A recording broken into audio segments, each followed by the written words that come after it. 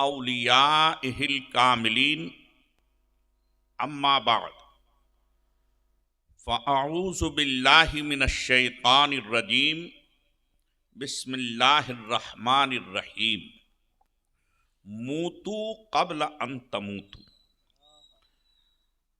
आमन्तु बिल्लाह सदक़ल्लाहु मौलानल अलीयुल अज़ीम व बल्लग़ना रसूलहुन नबियुल अमीनुल करीम व नहनु अला ज़ालिका लमिनश शाहिदीन वश्शाकिरीन वल आमिनीन वल मुतमइन्नीन वल मुक़िनीन वल्हम्दुलिल्लाहि रब्बिल आलमीन।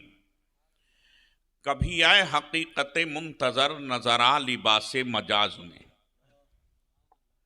ज़रा लब खोलिए और अपनी सुस्ती को भगाइए। कभी आए हकीकत मुंतज़र नज़रा लिबास मजाज में कि हजारों सजदे तड़प रहे मेरी एक जबीन नियाज में। सुभान अल्लाह सुभान अल्लाह। तू बचा बचा के न रख इसे, तेरा आईना है वो आईना। तू बचा बचा के न रख इसे, तेरा आईना है वो आईना के शकिस्ता हो तो अजीज तर है निगाह आईना साज में। सुभान अल्लाह सुभान अल्लाह। न वो हुस्न में रही शोखियां, न वो इश्क में रही गर्मियां। न वो हुस्न में रही शोखियां, न वो इश्क में रही गर्मियां। न वो गज़नबी की तड़प रही, न वो खम है जुल्फे अयाज में। सुभान अल्लाह सुभान अल्लाह। जो मैं सरबा सजदा हुआ कभी तो जमीन से आने लगी सदा। जो मैं सरबा सजदा हुआ कभी तो जमीन से आने लगी सदा। तेरा दिल तो है सनामाशना, तुझे क्या मिलेगा नमाज में। सुभान अल्लाह सुभान अल्लाह। तेरा दिल तो है सनामाशना, तुझे क्या मिलेगा नमाज में। और आला हजरत अजीमुल बरकत इमाम अहले सुन्नत मुजद्दिदे आज़म दीन व मिल्लत कंजुल करामत जबलुल इल्म वल इस्तिकामत शेखुल इस्लामी वल मुस्लिमीन हुज्जतुल्लाह फिल अर्दीन सैयदना इमाम अहमद रज़ा खान फाज़िल बरेलवी यूं इरशाद फरमाते हैं, उनकी महक ने दिल के गुंजे खिला दिए हैं। उनकी महक ने दिल के गुंजे खिला दिए हैं, जिस राह चल दिए हैं कूचे बसा दिए। सुभान अल्लाह सुभान अल्लाह। और एक दिल हमारा क्या है, आज़ार इसका कितना। एक दिल हमारा क्या है, आज़ार इसका कितना। या रसूल अल्लाह अलैहिस्सलातु वस्सलाम, एक दिल हमारा क्या है, आज़ार इसका कितना। तुमने तो चलते फिरते मुर्दे जिला दिए। सुभान अल्लाह सुभान अल्लाह। और या रसूल अल्लाह अलैहिस्सलातु वस्सलाम, आने दो या डिबो दो अब तो तुम्हारी जानिब। आने दो या डिबो दो अब तो तुम्हारी जानिब। कश्ती तुम्ही पे छोड़ी, लंगर उठा दिए हैं। सुभान अल्लाह सुभान अल्लाह। मुल्के सुखन की शाही तुमको रजा मुसल्लम। मुल्के सुखन की शाही तुमको रजा मुसल्लम। जिस सिमत आ गए हो सिक्के बिठा दिए। सुभान अल्लाह सुभान अल्लाह। जिस सिमत आ गए हो सिक्के बिठा दिए हैं। आइए हम और आप मिलकर शहनशाह बहरोबर मालिक खुशकोतर साहिबे इन्ना आक़ीना कल कौसर, जिनकी रफ्तार सुबहानल्लज़ी असरा, जिनकी गुफ्तार वमा यंतिको अनिल हवा, जिनका चेहरा बद्दुहा, जिनकी जुल्फ़ें बल्लैल इदा सजा, जिनका सीने मुक़द्दसा अलम नशरह लका सदर का, जिनके दस्ते मुक़द्दस यदुल्लाह फ़ौक़ा ऐदीहिम, जिनकी ताकत वमा रमैता इज़ रमैता वलाकिन्नल्लाह रमा, यानी ततिम्मे दौरे ज़मा, ख़ातिमे पैगम्बरा, सिफ़ते आदमिया, मालिके चुनीनो चुना, सयाहे लामका, हबीबे रहमा, साहिबे क़ुरआन, शहरे यारे इरम, ताजदारे हरम, नौबहार शफ़ाअत, शमे बज़्म हिदायत, नौ शये बज़्म जन्नत, सुबह कायनात के शम्सुद्दुहा, शाम कायनात के बदरुद्दुजा,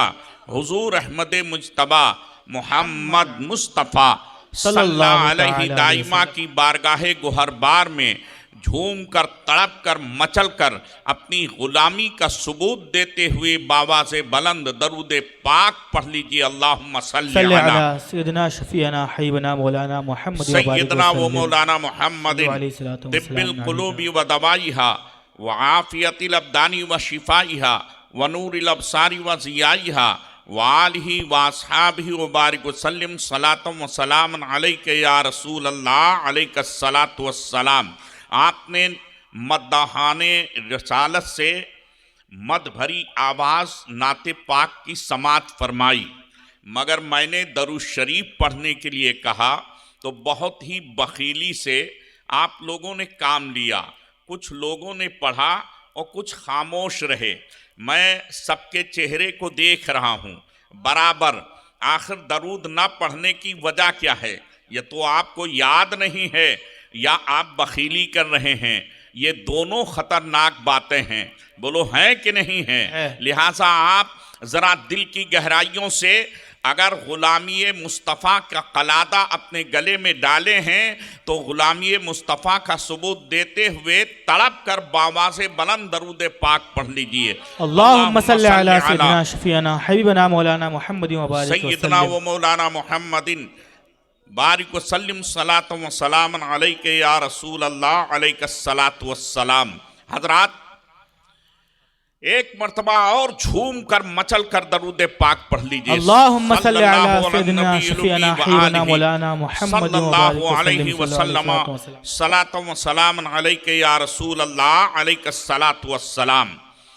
मैंने कुरान मुक़द्दस का एक थोड़ा सा हिस्सा अपने खुतबा मसनूना के बाद पढ़ने का शर्फ हासिल किया और वही वो आयत करीमा, वो कुरान मुक़द्दस का हिस्सा मेरी तकरीर का मौजू और उन्वान है।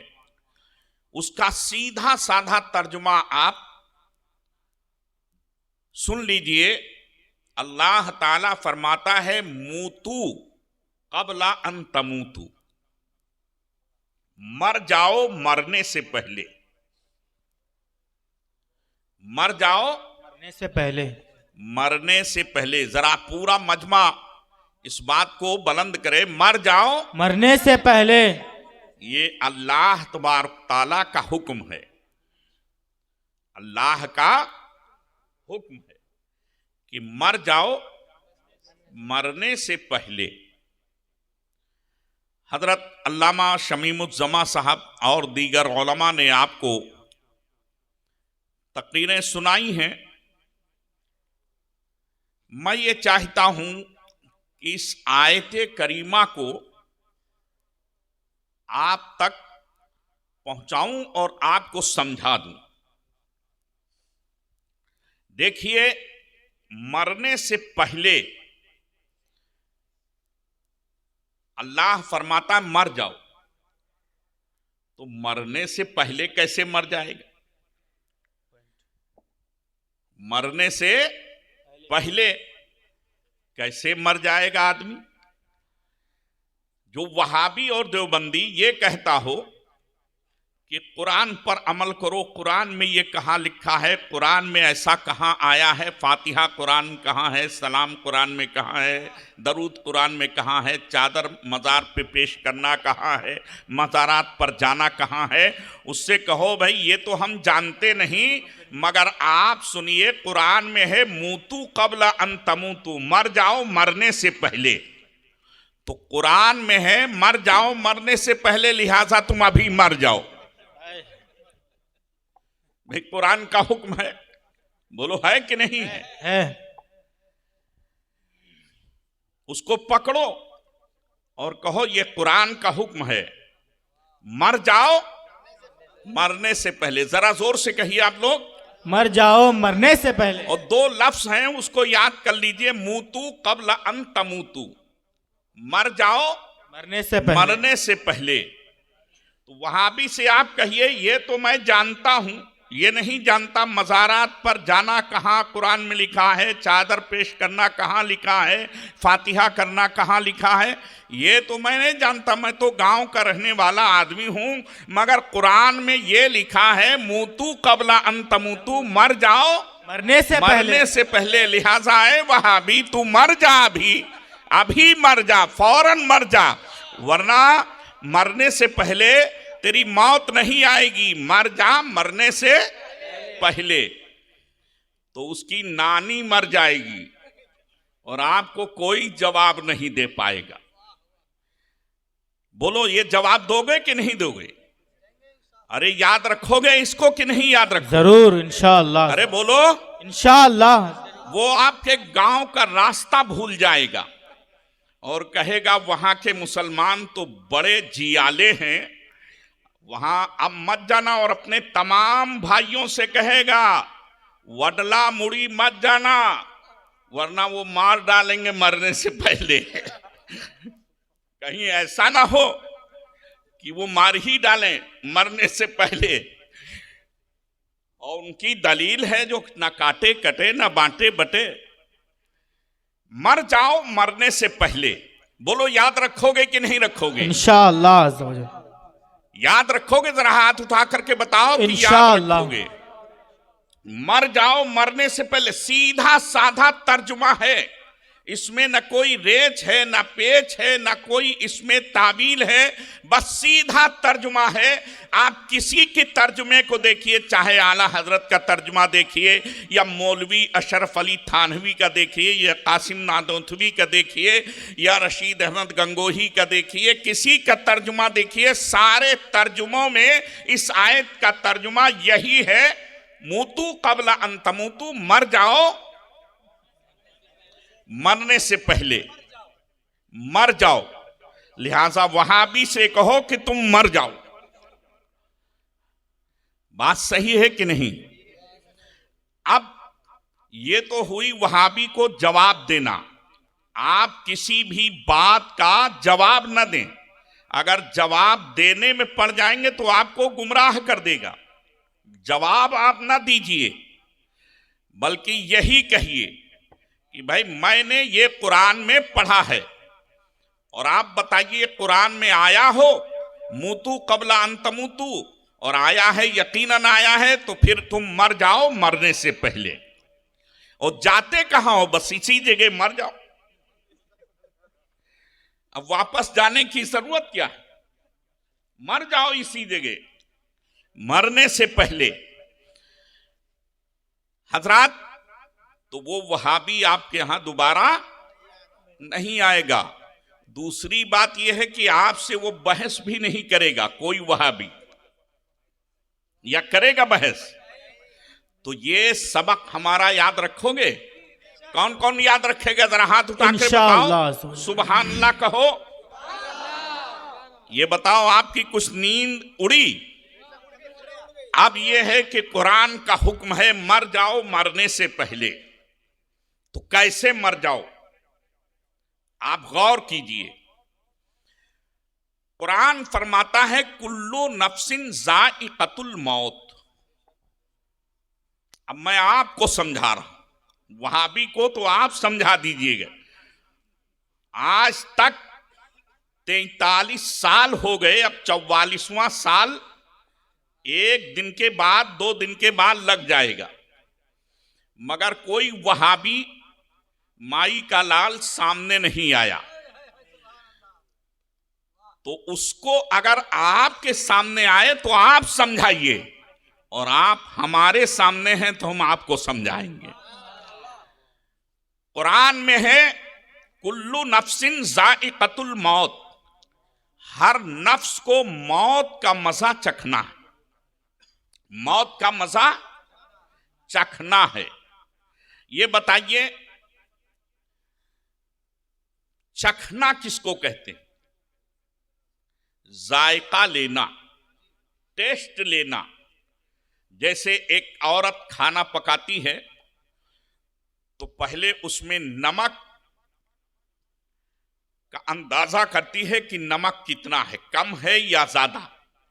वो जरा सा शोरबे का हिस्सा सालन हाथ में लेगी और चख लेगी, है ना, कि वो पूरी देगची पी लेती है। चखने का मतलब ये है थोड़ा सा नमूना। ए लड़के, इसको करार नहीं, ये इतनी देर में 3 मर्तबा उठ चुका है, अब ये ना आए तो अच्छा है।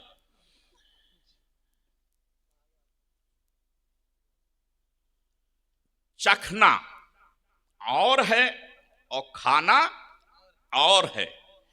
खाना और है और पेट भरना और है। ये है तमाम चीजें कि नहीं? खाना ये है कि आपको जितनी भूख हो उससे थोड़ा कम खाइए, हमेशा हर बीमारी से आप महफूज रहेंगे। और एक ये है कि अनाड़ी की तरह बैठे और जितनी गुंजाइश पेट में है उससे ज्यादा खा लिया। पेट खाने से भर गया, अब पानी कहां पिए, गुंजाइश नहीं, तो खाने के बाद बेचैनी होती। खाना दोनों है, बोलो है कि नहीं है? दोनों है। खाना है, 2 लुकमे कम खाइए, हमेशा खुशहाल रहिए, और 2-4 लुकमे ज्यादा खाइए, उसी वक्त से परेशान रहिए। क्यों हजरत, बात सही है कि नहीं? डॉक्टर साहब बात सही है ना? आप तो डॉक्टर हैं, एग्रीकल्चर के डॉक्टर माशाल्लाह। आप सोचिए समझिए कि खाना और है और चखना और है। तो अल्लाह तबारक ताला फरमाता है हर नफ्स को मौत का मजा चखना है, न कि खाना है। चखना, मौत का मजा हर आदमी को चखना है। देखिए, मौत का मतलब यह है कि जगह बदल जाना, महल बदल जाना, मकान बदल जाना। जैसे आप आलमे अरवाह में थे, आपकी रूह आलमे अरवाह में थी जब भी आप यही थे। ये मौलाना अहरार जब भी इसी नाम से वहां जाने जाते थे कि दुनिया में जाएंगे तो यही इनका नाम होगा। बाप के पुश्त में वहां आलमे अरवाह से आए तो मकान बदल गया, बाप की पुश्त में इनका मकान हुआ। फिर बाप की पुश्त से मुंतकिल होकर के मां की रहम में आए। जब मां के रहम में आए तो बोलो मकाम बदला कि नहीं बदला? बदल गया। घर बदला, मकान बदला, जगह बदली, बोलो बदली कि नहीं बदली? बदली। और मां के शिकम से जब अल्लाह का हुक्म हुआ, वक्त पूरा हुआ तो दुनिया में जाहिर हुए। इनके बाप ने कहा ये अहरार अहमद हैं, ये शाहनवाज हैं, ये सरफराज अहमद हैं, ये अजीजुर रहमान हैं, ये हुसैन जी हैं, ये शमीम अख्तर हैं, शमीम उज़्ज़मा हैं। बोलिए ये कहा कि नहीं कहा? महल्ले वालों ने ये समझा ये फुला है, बोलो है कि नहीं? तो महल के आलमे अरवाह से जब आप बाप के पुश्त में आए तो क्या मर गए थे? नहीं। बाप के पुश्त से जब मां के शिकम में आए तो क्या मर गए थे? नहीं। मां के शिकम से जब दुनिया में आए तो क्या मर गए थे? इसी तरीके से जब आप दुनिया से जाएंगे तो महल बदल जाएगा मगर आप मरेंगे नहीं, यानी आपकी रूह जैसे थी वैसे रहेगी, उसकी कैफियत में कोई कमी नहीं आएगी, बल्कि उसकी लताफत और बढ़ जाएगी, समाअत और बढ़ जाएगी, बसारत और बढ़ जाएगी, सुनने की ताकत बढ़ जाएगी, बोलने की ताकत बढ़ जाएगी, देखने की ताकत बढ़ जाएगी। यहां तक कि देखो प्यारे नबी ने फरमाया है, जिसका मतलब यह है जब तुम किसी मुसलमान कब्रिस्तान में होकर के गुजरो तो ये कहा करो अस्सलामु अलैकुम या अहलल कुबूर। जरा कहिए, अब आप जब किसी कब्र से या किसी कब्रिस्तान से गुजरते हैं तो आप उलमाए कराम से पूछिए क्या कहते हैं, अस्सलामु अलैकुम या अहलल कुबूर। आप कब्रिस्तान में सलाम करते, मगर एक रिवायत के मुताबिक आपकी रूह कहां होती है? आला इल्लियीन में। कहां होती है मुसलमानों की रूह? ये चौथे आसमान पर है, और वहां आपका सलाम खत्म नहीं होता, अल्फाज पूरे नहीं होते कि रूह वहां सुन लेती है और सुनने के बाद आती है कब्र के ऊपर, और कब्र पे आने के बाद आपके सलाम का जवाब देती है। जरा तलब के कहिए सुभान अल्लाह, सुभान अल्लाह, और मचल के कहिए सुभान अल्लाह। अब आप जरा देखिए, अगर आप दुनिया में सलाम करें तो अगर कोई गुंटूर में हो तो आप यहां से सलाम नहीं कर सकते, या कर सकते हैं? हां, फोन से सलाम कर सकते हैं। या कोई जा रहा हो तो आप कह सकते हैं कि हुसैन जी को या अल्लामा शमीमुज़्ज़मा साहब को आप सलाम कह दीजिएगा। तो ये सलाम पहुंचाना हुआ, करना नहीं हुआ। सलाम करना है आमने सामने। एक है सलाम पहुंचाना और एक है सलाम करना, दोनों में फर्क आप समझिए। सलाम करना जब आदमी सामने हो, आपके करीब हो, आपकी आवाज सुन रहा हो तो सलाम कीजिए, और अगर दूर हो, गायब हो, मजलिस से काफी दूर हो, दूसरे शहर या दूसरी आबादी में हो, तो वहां सलाम पहुंचाया जाता है। बोलो, पहुंचाया जाता है कि नहीं पहुंचाया जाता है? हजरात, आप ये बात समझ गए तो आप इसको समझिए कि एक जिंदा को सलाम सामने जब हो तब किया जाता है, मगर इसलिए कि उसकी जो है समाअत, उसके सुनने का मादा बहुत कम होता है, करीब से वो सुन पाता है, मगर जब उसकी रूह जिस्म के कैद से निकल जाती है तो फिर वो आला इल्लियीन में होती है। आप यहाँ सलाम करें और लाखों करोड़ों मील की दूरी पर आला इल्लियीन में वो आपके सलाम को सुन भी लेती है और वहां से आ करके और आपके सलाम का जवाब भी देती है। सुभान अल्लाह। नारे तकबीर, नारे रिसालत, नारे रिसालत, मसलके आला हजरत, मसलके आला हजरत। हजरात, जब आम मुसलमानों की रूह का ये आलम है, आम मुसलमानों की जब रूह का, अरवाह का ये आलम है, तो फिर उलमा की रूहों का आलम क्या होगा? और फिर उलमा के अलावा औलियाए कराम जो उसमें बरगुजीदा हैं, उनका आलम क्या होगा?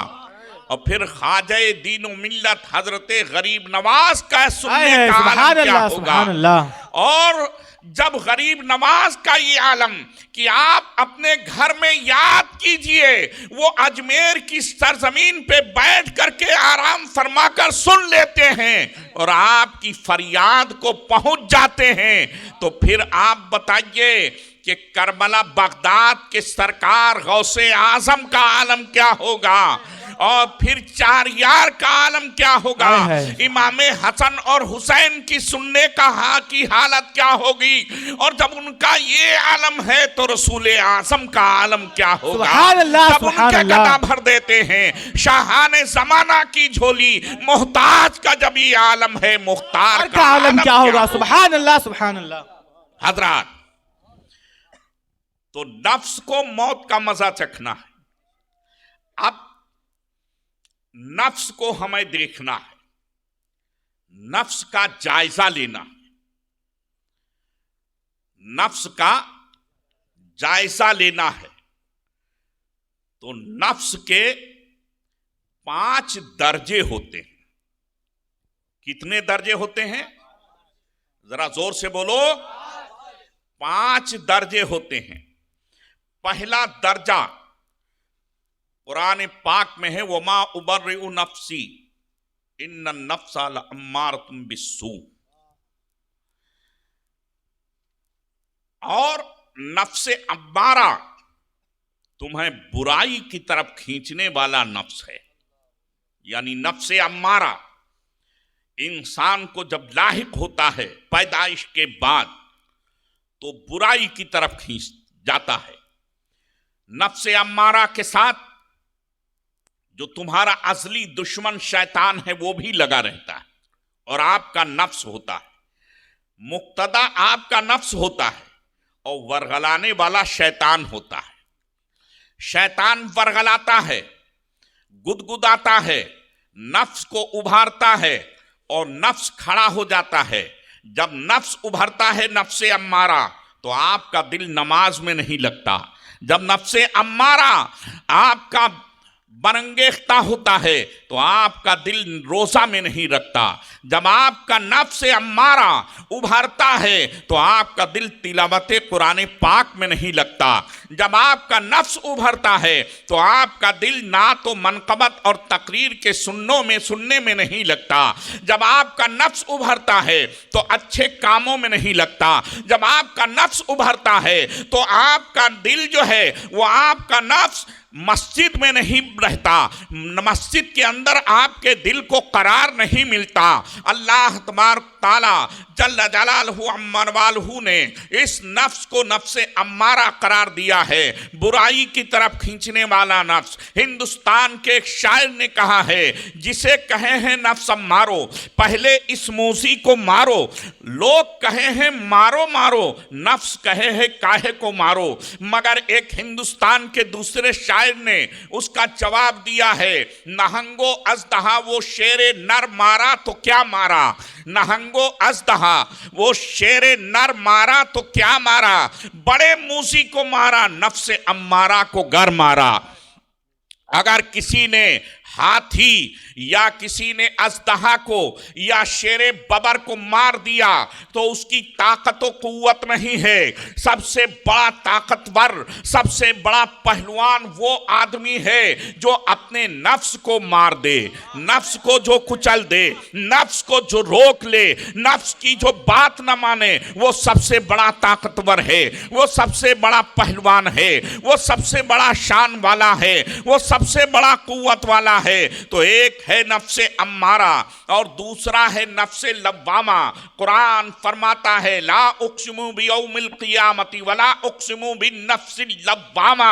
अरे मैं यौमे क़ियामत की कसम खाता नहीं खाता और नफ्से लव्वामा की कसम याद करता हूं। क़यामत के दिन की कसम और नफ्से लव्वामा की कसम। नफ्से लव्वामा जब इंसान नफ्से अम्मारा को मार देता है, और नफ्से अम्मारा को मारने का मतलब यह है कि आदमी अपने बुरे कामों से तौबा करे, अपने गुनाहों से तौबा करे, नमाज़े पंजगाना अदा करे, दाढ़ी रखे, तिलावत करे या तिलावत सुने या रोज़ा रखे, और अगर अल्लाह ने पैसा दिया है तो हज करे, पैसा दिया है तो ज़कात दे, उलमा की इज्जत करे, उलमा की मजलिस में बैठे, उलमा के करीब रहे। ये नफ्से अम्मारा को मार देना हुआ। और जब इंसान नफ्से अम्मारा को मार देता है तो दूसरा दर्जा नफ्स का उसको हासिल हो जाता है, वो नफ्से लव्वामा का दर्जा है। नफ्से लव्वामा। अब नफ्से लव्वामा की मंजिल में जब आदमी पहुंच जाता है तो इसका मतलब ये है कि इंसान अपने किए हुए गुनाहों पर खुद मलामत करता है कि तूने ये गुनाह किया, फला वक्त की नमाज छोड़ी, फला दिन का रोजा छोड़ा, बिला उज़्र शरई, ये तूने बहुत बड़ा गुनाह किया, तोबा कर। वो तोबा पे तोबा करता है और इस्तगफार पे इस्तगफार करता है, अल्लाह से मुआफी का तलबगार होता है, रसूल कायनात की पनाह तलाश करता है, औलियाए कराम की जियारत से अपने आप को पाक बनने की कोशिश करता है, उलमा की मजलिस में जाकर के वो अपने जान को, रूह को पाकीज़गी का दर्स दिया करता है। और जब इंसान नफ्से लव्वामा में, नफ्से लव्वामा के अंदर तोबा करता रहता है, इबादत करता रहता है, तोबा करता रहता है, इस्तिग़फार करता रहता है, तोबा करता रहता है, सजदे करता रहता है, तोबा करता रहता है, तिलावत करता या सुनता रहता है, तोबा करता रहता है, दरूद पढ़ता रहता है, तोबा करता रहता है, रोजा रखता रहता है, तोबा करता रहता है, इश्क़ मुस्तफ़ा का नारा बुलंद करता है, तो अल्लाह तबारक ताला उसको नफ्से लव्वामा की मंजिल से आगे बढ़ा देता है और वो नफ्स का दर्जा तीसरा दर्जा है। उस दर्जे का नाम है नफ्से राजिया, नफ्से मुतमइन्ना। तीसरा दर्जा जो नफ्स का है वो कौन सा है? नफ्से मुतमइन्ना। कुरान फरमाता है या अय्यतुहन नफ्सुल मुतमइन्ना, ऐ मुतमइन नफ्स। सुभान अल्लाह, जरा तड़प के कह दीजिए सुभान अल्लाह। अच्छा ये बताइए आपकी समझ में भी बात आ रही है कि नहीं आ रही जो मैं कह रहा हूं? जरा हाथ उठा करके बताइए। मैं बहुत ही उर्दू आसान बोल रहा हूं, मगर जो कोड वर्ड हैं वो हमारे लिए मुश्किल है, मगर उसकी भी तशरीह कर रहा हूं। नफ्से मुतमइन्ना का दर्जा हासिल हो जाता है, ये तीसरा दर्जा। ये कौन सा दर्जा है? तीसरा दर्जा है। तीसरे दर्जे में जब पहले दर्जे से आदमी मुंतकिल होता है, नफ्से अम्मारा को मारता है, तो इसी को कुरान फरमाता है मूतू कबला अन तमूतू। ऐ मुसलमानों, तुम अपने नफ्स को मार दो मरने से पहले। सुभान अल्लाह, सुभान अल्लाह। नफ्स को मार दो मरने से पहले। और जब नफ्से अम्मारा को मार देता है मरने से पहले तो नफ्से लव्वामा हासिल होता है। और जब नफ्से लव्वामा के अंदर रहता है तो वो मलामत करता रहता है, फिर वो नफ्से जो है लव्वामा को भी मार देता है और आगे अल्लाह ताला उसको मंजिल देता है। वो मंजिल होती है नफ्से मुतमइन्ना की। अब वहां उसको इत्मीनान होता है और इत्मीनान का सांस वो लेता है। मतलब ये है नफ्से मुतमइन्ना का कि जो मैंने तोबा की है, जो गुनाह किए थे तोबा से माफ हो गए हैं, अब मुझे इत्मीनान हो गया। अब मैं जो नमाज पढ़ता हूं वो कबूल हो जाती है, जो सजदा करता हूं वो कबूल हो जाता है, जो रोजा रखता हूं वो कबूल हो जाता है, जो कुरान पढ़ता हूं वो कबूल हो जाता है, जो दरूद पढ़ता हूं वो कबूल होता है, उलमा की मजलिस में जाना ये कबूल होता है मेरा, औलिया के मज़ारात पर जाना कबूल होता है, औलिया कराम के मज़ारात पर चादर पेश करना कबूल होता है, तिलावत करना कबूल होता है, सलाम पढ़ना कबूल होता है, क़याम करना कबूल होता है, सजदा करना कबूल होता है और इंसान को इत्मीनान हो जाता है कि मेरा सजदा कबूल है। सुभान अल्लाह, सुभान अल्लाह। ये शौक की मंजिल है। ये डॉक्टर साहब हैं, ये मौलाना शमीमुज़्ज़मा साहब हैं, ये उलमाए कराम हैं, ये हाफिज सरफराज साहब हैं। इनको एक अंदाजा हो कि ये लड़का 6 महीने में कुरान पढ़ जाए और अगर वो 3 ही महीने में पढ़ गया, अल्लामा शमीमुज़्ज़मा साहब को ये अंदाजा हो कि ये लड़का 10 साल में आलिम हो जाएगा और वो कोशिश करके 6 साल ही में आलिम हो जाए, तो इनका दिल का शौक और बेदार होगा। बोलो बेदार होगा कि नहीं होगा? होगा। और अगर 10 साल के बजाय वो 15 साल में भी आलिम ना हो पाए, 6 महीने के बाद के अलावा वो 6 साल में भी नाजरा ना पढ़ पाए, या ये डॉक्टर साहब हैं एग्रीकल्चर के, इनको एक अंदाजा है कि 1 एकड़ में कितनी मिर्चें पैदा होती हैं, कितने कुंटल। मसलन 10 कुंटल पैदा होगी उस खेत के अंदर, और अगर 12 कुंटल निकल आई तो ये कहेंगे मेरी डॉक्टरी बिल्कुल सही है और मैं कामयाब हुआ। बोलो कहेंगे कि नहीं कहेंगे? कहेंगे। जब ये 10 कुंटल के बजाय 12 कुंटल पैदा हो जाए, 10 साल के बजाय 6 साल में आलिम हो जाए, 6 महीने के बाद के अलावा पहले 4 ही महीने में वो कुरान शरीफ नाजरा पढ़ ले, 2 साल के बजाय वो 6 महीने में हाफिज़े कुरान हो जाए, तो फिर डॉक्टर साहब का हौसला और बढ़ेगा।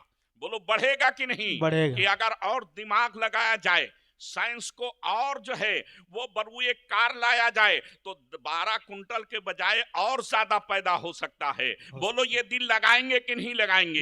ये हाफिज जी उस लड़के में दिल लगाएंगे कि नहीं लगाएंगे? मौलाना साहब दिल लगाएंगे कि नहीं लगाएंगे?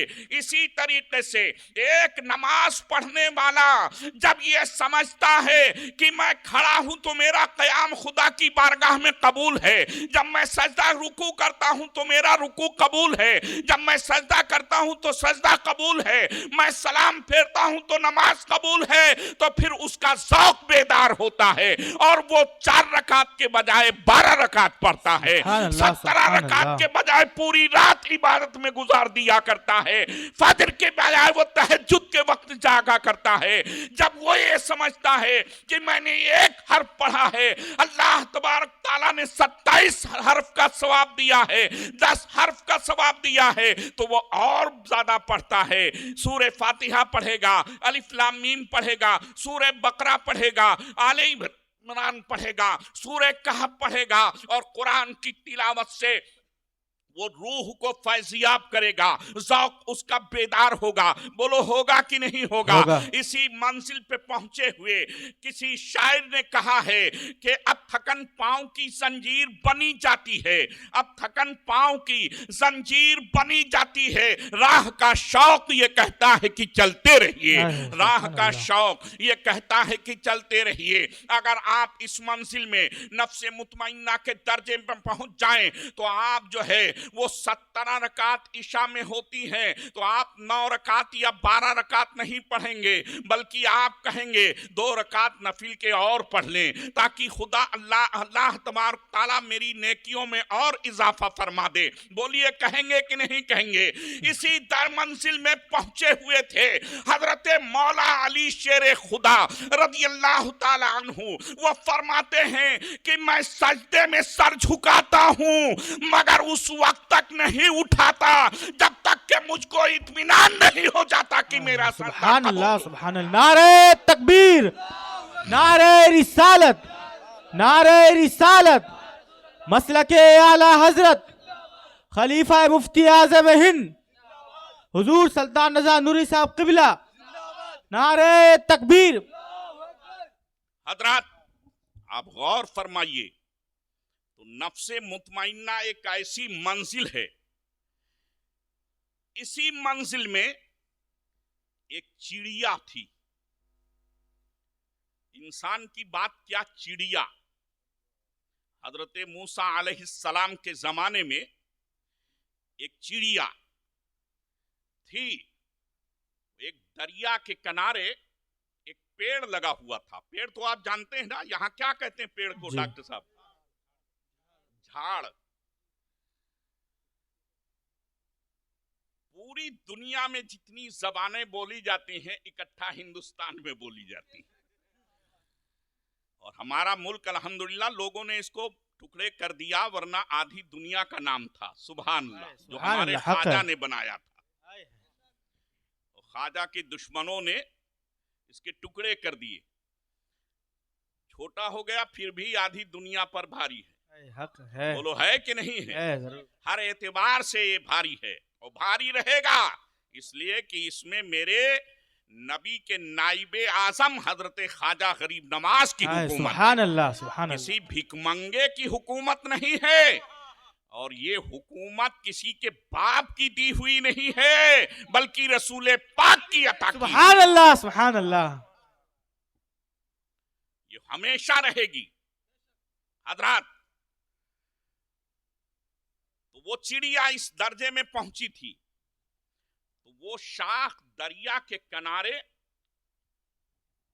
वो पेड़ खड़ा था, झाड़, और उसकी एक शाख पानी में झुकी हुई थी। उस शाख के डाल पर, यहां डाल को क्या कहेंगे? खातिर, फाटा, फाटा कहते हैं, माशाल्लाह। तो फाटा पे बैठी थी, और जब हवा चलती थी तो वो डाल जो है फाटा, उस पेड़ का, झाड़ का, पानी में डूब जाता था। समझ रहे ना आप? उस झाड़ का वो फाटा पानी में डूब जाता था, और उस चिड़िया के पंजे भी, पैर जो थे वो भी पानी में भीग जाते थे। मगर उसका आलम यह है, हजरत मूसा अलैहिस्सलाम फरमाते हैं कि प्यास की शिद्दत उसको इतनी थी कि जबान उसकी प्यास की शिद्दत से बाहर निकल आई थी।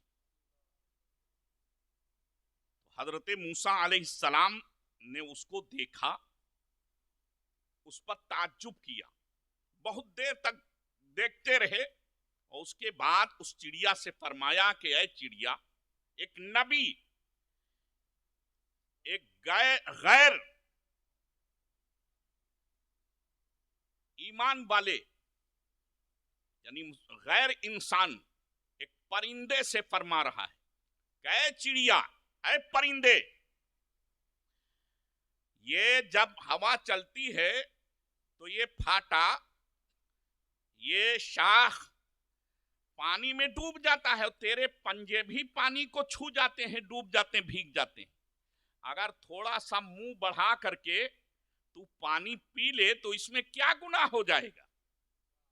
बोलिए, अक्ल भी यही कहती, बोलो, अक्ल भी यही कहती कि अगर भूख लगी हो और शिद्दत की भूख हो और नमाज में वक्त बाकी हो, तो आप पहले खाना खा लीजिए, फिर नमाज पढ़िए, ताकि दिल खाने में न लगा रहे। खाना खा के नमाज पढ़िए, ताकि खाने का शुक्राना भी अदा हो जाए। तो चिड़िया से भी शरई जबान में हजरत मूसा अलैहिस्सलाम ने फरमाया कि अगर तू चोंच बढ़ा के, मुंह बढ़ा कर पानी पी ले अगर, तो क्या हरज है, क्या नुकसान हो जाएगा?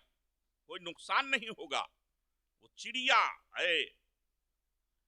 वडला मुड़ी के मुसलमानों, अपने सीने पे हाथ रख करके सोचो, रख लो अपने सीने पे हाथ, उसके बाद चिड़िया का जवाब सुनो। चिड़िया ने जवाब दिया, ऐ अल्लाह के नबी, आप सच फरमा रहे हैं कि अगर मैं चोंच बढ़ाकर पानी पी लूं, मुंह बढ़ा के पानी पी लूं, तो कोई हरज नहीं है।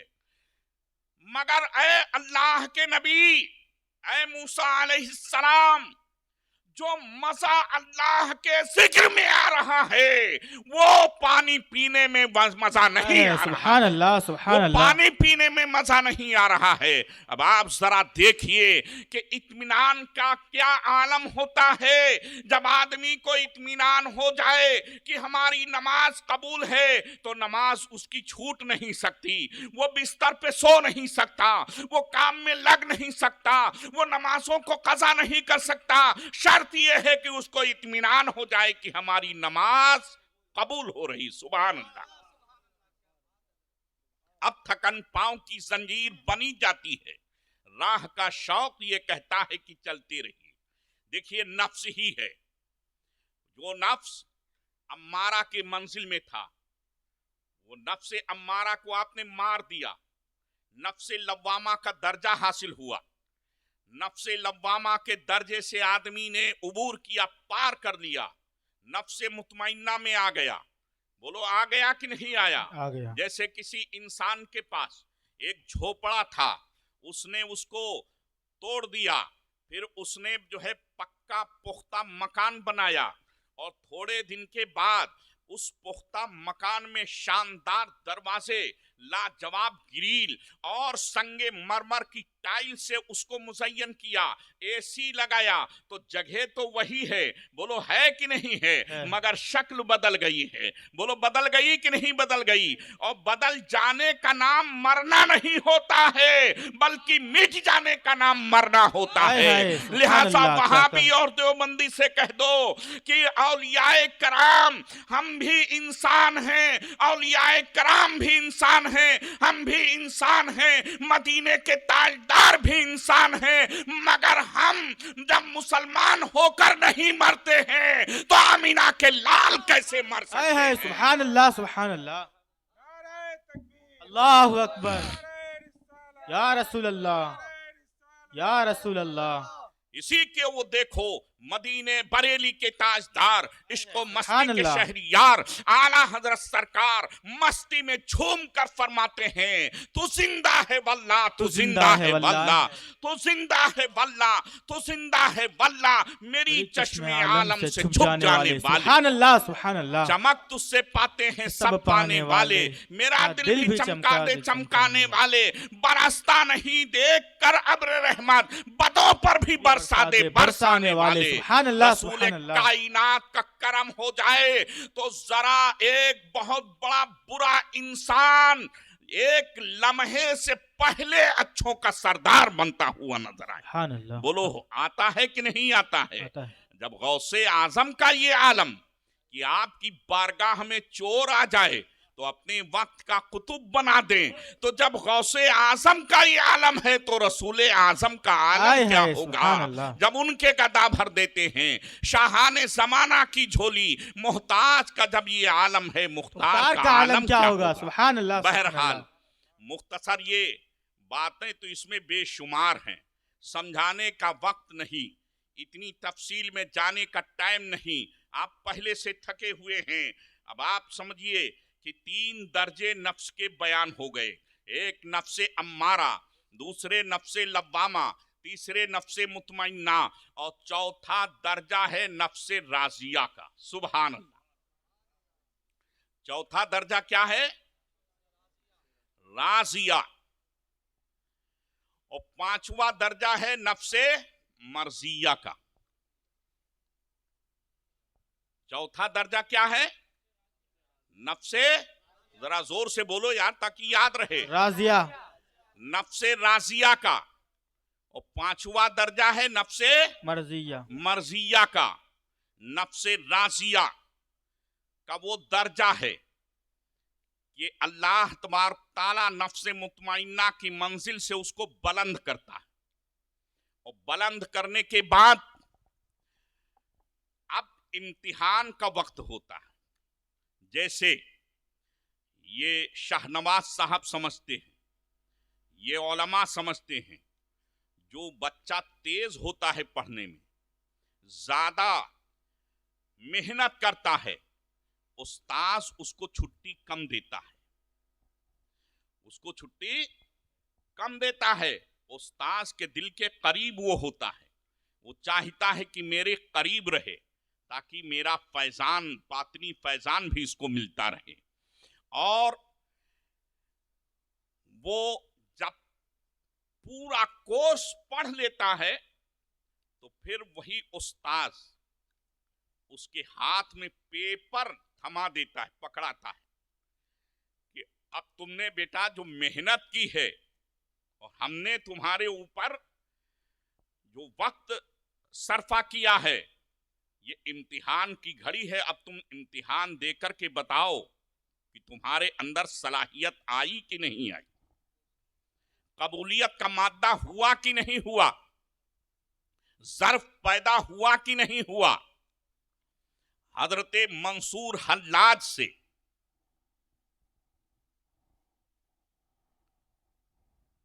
एक आलिमे दीन ने पूछा, क्या है मंसूर हल्लाज, इमाम गजाली रहमतुल्लाहि ताला अलैह ने उनसे फरमाया कि इश्क किसको कहते हैं? तो कहा कल बताएंगे। कल जब उनको जंजीरों में जकड़ के गिरफ्तार करके लाया जा रहा था तो आपने फरमाया कि ऐ मंसूर हल्लाज, इश्क और मोहब्बत किसको कहते हैं? तो कहा थोड़ी देर में आपको पता चल जाएगा।